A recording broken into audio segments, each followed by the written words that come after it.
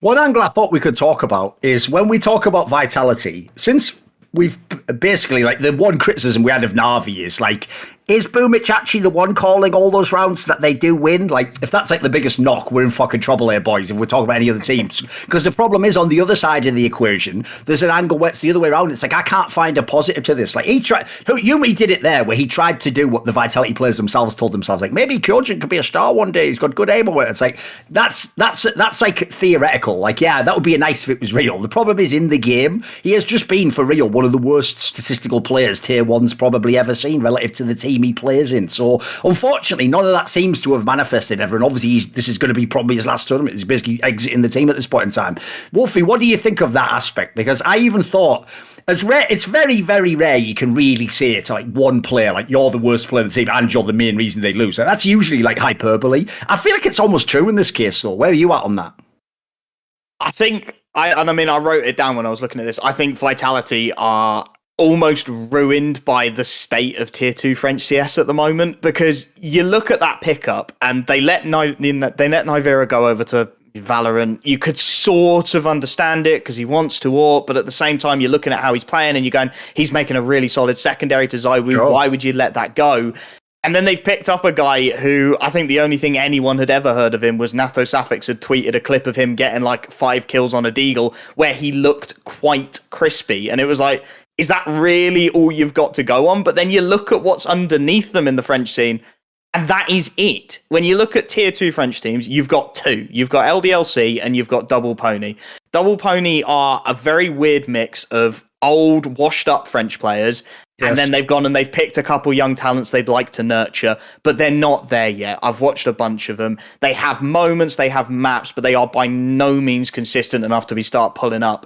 And then the only other team out there is LDLC, who, again, you look at the 5 they've got, and the only player I can even make an argument for is Hadji. That's the only guy I can look at on that roster and go, you know what, maybe if they pulled him up and they put him in the right spots and they gave him time, he would develop into a solid player. And because there is no pull, what do? You go and you see a guy on Twitter who hit 5 nice deegs and you go, yeah, why not? You know, we haven't got another option. We may as well give this a go, see if it works.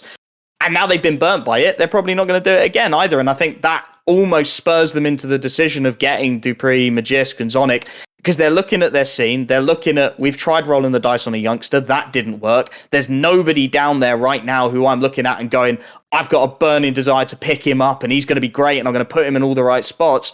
So I've got to make a change that's out there. I've got to go international. I've got to start looking at other talent. Compare it to, again, we're going to end up at Na'Vi in the CIS region right now, which is stacked from top to bottom. You look at just the sheer volume of talent they're producing is ridiculous. You've got Entropic, who come from Premier to Pro League to looking damn solid against some of the best teams in the world on LAN at the major. It's just ridiculous how stacked the CIS scene is. And then everywhere else is struggling. I mean, I was looking at it because I was trying to find something the Frenchman could pull. And you look at the Academy Leagues, which is some of the youngest new talents coming up. There's not a single French player playing at the WePlay Academy League. There is nobody there for them to pick up. So they're just screwed. They've just got to start rolling the dice, or you go international, which is what they've done. That was actually going to be my leapfrog point off of you, is this maybe the time that we see Vitality transition into having an academy team in the first place? Because not only are we seeing the rumors around Monacy within the Na'Vi Junior circuit, but being able to pluck out Bit from the old Na'Vi Junior and then have him implemented so well, like that seems like a good comparative point, or like a good case study in how to pull off like an academy system and actually have them integrated into the main circuit. So maybe we see Vitality expand in that respect, because if there are going to be academy leagues or the WePlay season is successful and they see an expansion in how many teams are actually allowed into that circuit, then we maybe see more teams actually incentivized to go that route, because they'll have a platform for those players and they can then pull whoever they need to if they can.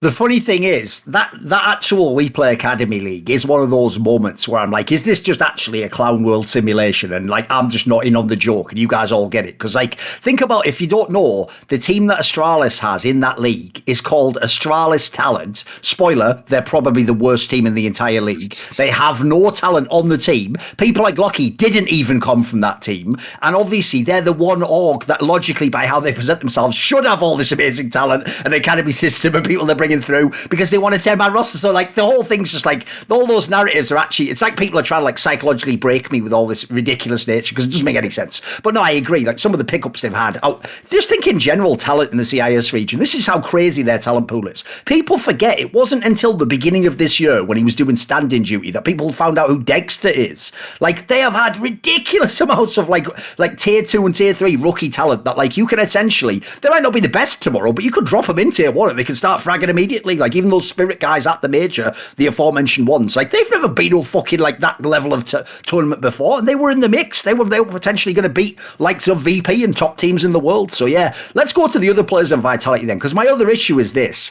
The other players in Vitality all have redeeming features about them, right? Like Apex, by the way, is fragging pretty well for an IGL at the moment. Somehow he manages to make an IGL and probably the least, I would say, overlapped role in being like something of an entry. Like that almost has no overlap whatsoever in terms of the way he does it, but he makes it work somehow. At the same time, if you're an IGL and an entry, you're not going to be like a massive superstar. You're not going to put up these electronic numbers we're talking about. So that has a plus and a minus. Shocks, like let's be real. If you can delete his name and you don't think about the Shocks of yesteryear, he's a perfectly serviceable tier 1 player who wins a bunch of clutches. It's just that if you notice, the dream that he's going to be like roll back the years, so let's say at 26, it's just not really happening, is it? Like it almost never happens nowadays. It's the odd map it happens, and I'll say that even some of that was just online, I even think. Then if you go to the last guy, Masuta, who obviously, interestingly enough, they are keeping in the team. I thought that was a very interesting detail. It wasn't Shocks that stayed, it was Masuta. They obviously, the difference is what they said they thought Kyojin could be is basically what Masuta appears to be, which is he's someone who also came up without much experience, but he has some talent. He's actually gradually grown into the role. The difference is he can't be like bitten electronic right now also. Like he also doesn't seem like he's developed at that kind of a pace and no one really knows what his ceiling is. So Yumi, you look at, you want to jump in here. What's your thoughts on some of these players? Because again, it's a mixed bag. Like, they're good players. If this wasn't Na'Vi, I'd say I've got reasons why they could all be good in a way. Yeah, I think Masuda is probably just like a soldier, and so he'll probably do exactly what you want him to do in a round. And if you ask him anything, he'll just be like, okay, I'll do it, instead of having this sort of fight back, which we might expect from players like Shocks, who has a bit more of an ironed out persona about how he wants to approach the game. I do think that like Kyojin, I don't know where he goes after this, if there is even a landing spot for him, because we haven't seen like crazy highlight rounds in like chaotic moments, which is supposed to be the sort of creme de la, or this is supposed to be like the proving ground for a lot of these up and coming and pug star players, is that in the chaos they're actually able to somehow manage out of it. Whereas I think Apex is doing exactly what he needs to do at the moment to bring people forward, especially on the T side, because I think we're seeing teams in general go for more contact-oriented plays, which is sometimes why you see complete whitewashes on CT sides as well. But Apex is like comfortable enough to take fights like that because, like we said, the entry IGL role, while it does have its drawbacks in some capacity, like if Apex is able to get his form up to snuff, then it's all fine. What do you think, Wolfie? Where do you want to go on that one, mate? I don't know. I really don't know. I think if Vitality, I think if they had options, they probably would bail. If I was Vitality and I was looking at this roster and I was looking at the pieces I've got, I'd be looking at ZywOo. Yep, he's staying for till the day I die.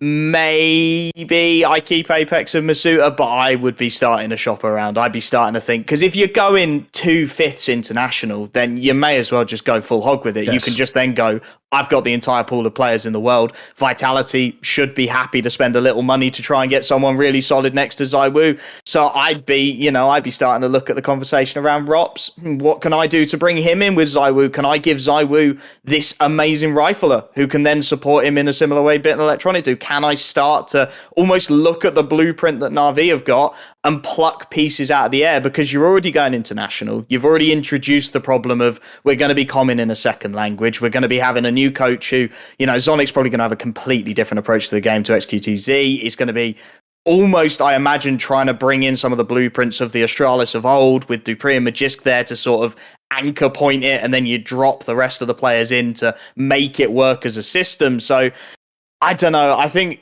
they've made the right call, I'll say, by getting rid of Kyojin, and I think getting rid of Shocks because of that past rep, right? He's got too much on him. Every French scene, anyone who supports the French scene looks at him and they just desperately want him to be that old player.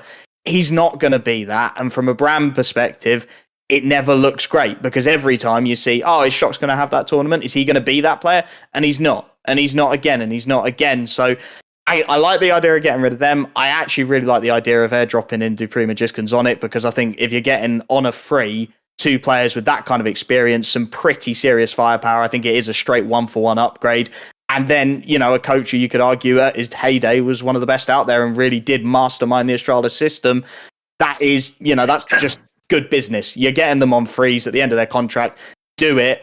I think the problem comes in 6 months, 9 months, when you're looking at Apex, you're looking at Masuta, and if they don't slot right into that system, if they don't immediately start showing signs, then you've got to be looking for other international players. Well, they've performed the cardinal sin of bringing in 2 players and having a 3 core of the same nationality, which we've seen doesn't work in the past. Like, I'm looking at old Misfits. I'm looking at like Optic Gaming way back when, where you have like these established cliques as a result of having this 3 core, which I guess helps with Zonic coming in as like that third tertiary man. Upset it a bit. Yeah, to some degree, but you almost want to, like you said, go ham with the idea of building an international roster, because that way you kind of divide that up so that there are no established cliques to some degree, and you can actually focus a bit more on like which are the weaker components, instead of like, I came over here with one of my buddies, or he's one of my like countrymen instead.